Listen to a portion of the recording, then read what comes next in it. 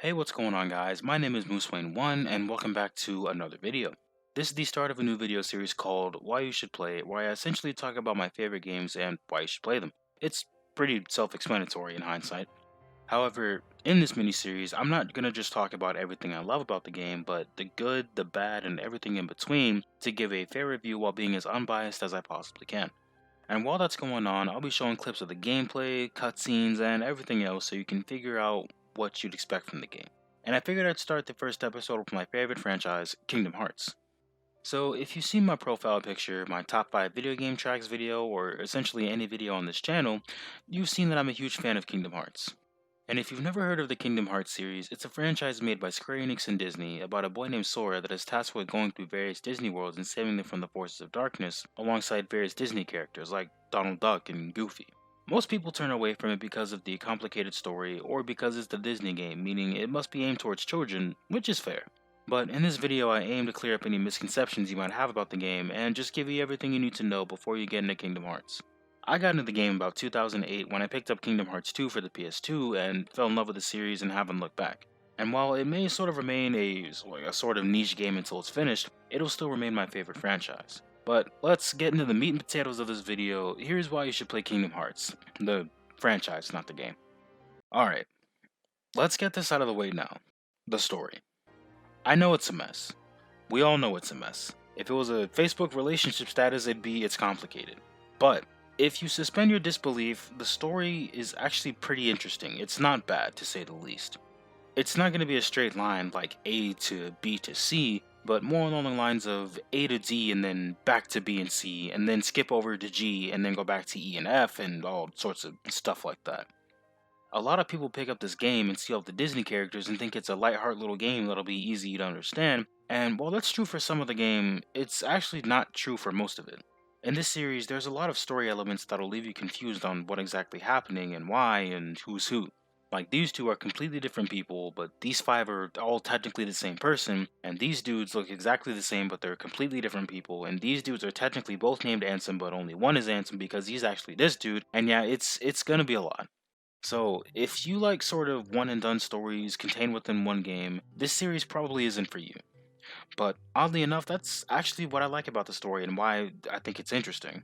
It's nice when a story is all nice and neat and tied up in a little bow, but the reason I like this game's story so much is because it's so wild and outlandish. If you play the games, you're still kind of likely to miss some stuff, or some stuff may still not be clear. It actually requires you to do some research to figure out some things if you really want to understand it.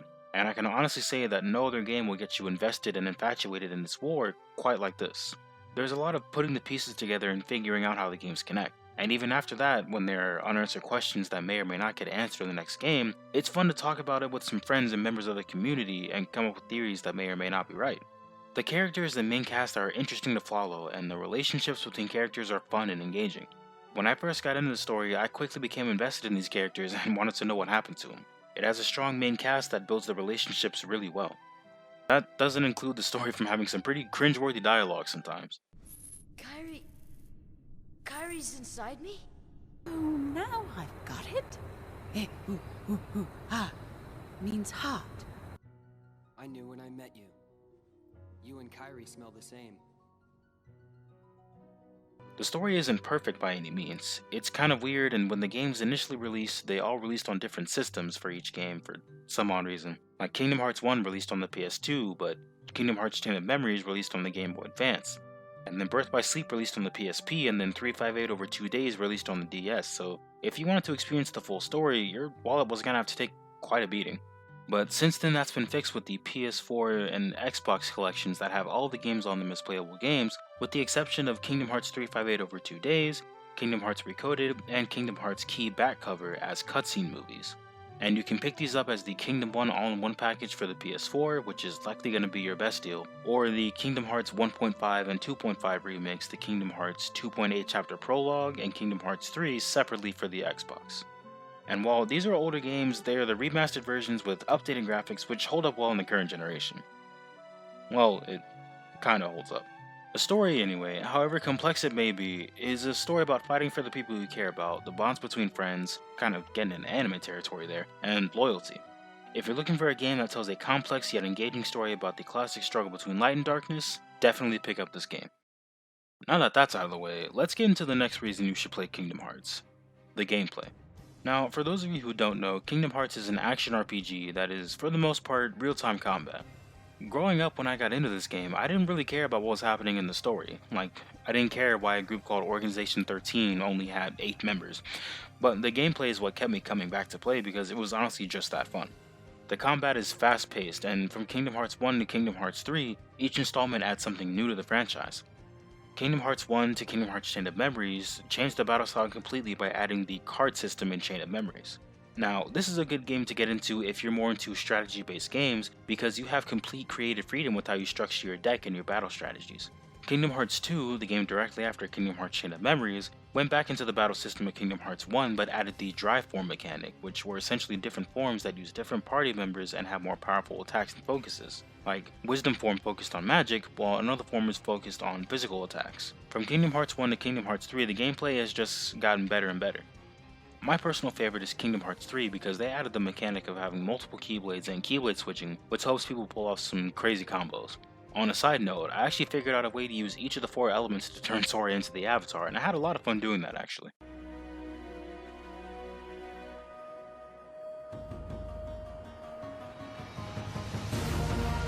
Water.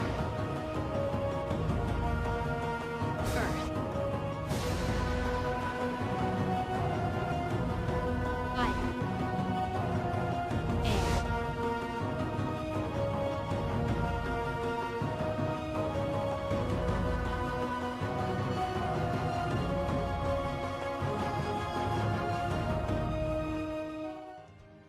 In terms of gameplay, the franchise has something for everybody, and the games have good replay value in my opinion because there are tons of different combinations to work around with and figure out. Now, as far as difficulty, a lot of people have come to the conclusion that this is a game with a ton of Disney influence and therefore it must be an easy game, but in reality that isn't the case.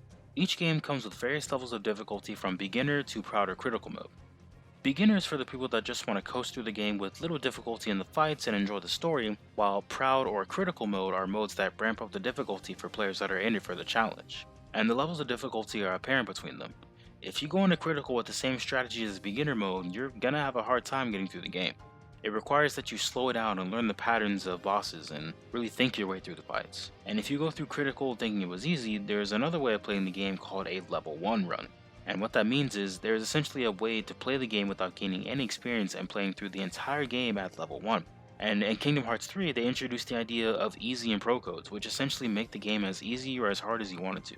Some easy codes include restoring your health and magic automatically, and pro codes do the opposite by slowly lowering them, which adds to the challenge. And then after that, there are optional super bosses that you can fight after beating the base game to test your skills and have a fun challenge no matter what difficulty you're on. So there really is a mode and a playstyle for everyone who's interested in this game. And like I said earlier, you can kind of enjoy the combat independently of the story. For the longest time when I played Kingdom Hearts 2, like I said earlier, I didn't pay attention to the story all like that, but the gameplay kept me coming back. It was the flashiness of each fight and how fast paced it was, and to this day I still find it second to none. There's a lot of depth to this franchise and its combat, and while you can say what you want about the story, the gameplay is one of the main attractions to the people who aren't already fans of the series, and I believe it's justified. By adding new elements to the gameplay with each installment, it keeps the series from getting stale and keeps it fresh. If you like fast-paced combat in your JRPGs, then you should definitely pick up a Kingdom Hearts game.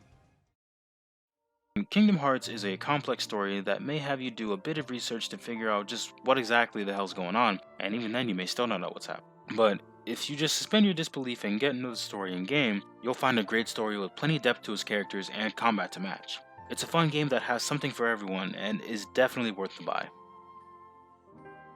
Thanks so much for watching, and it's always fun to share my favorite series with y'all, and this will be a series I continue, so make sure you subscribe and hit that notification button so you can be ready for the next one. My name is MooseWayne1, and I hope y'all have a fantastic day.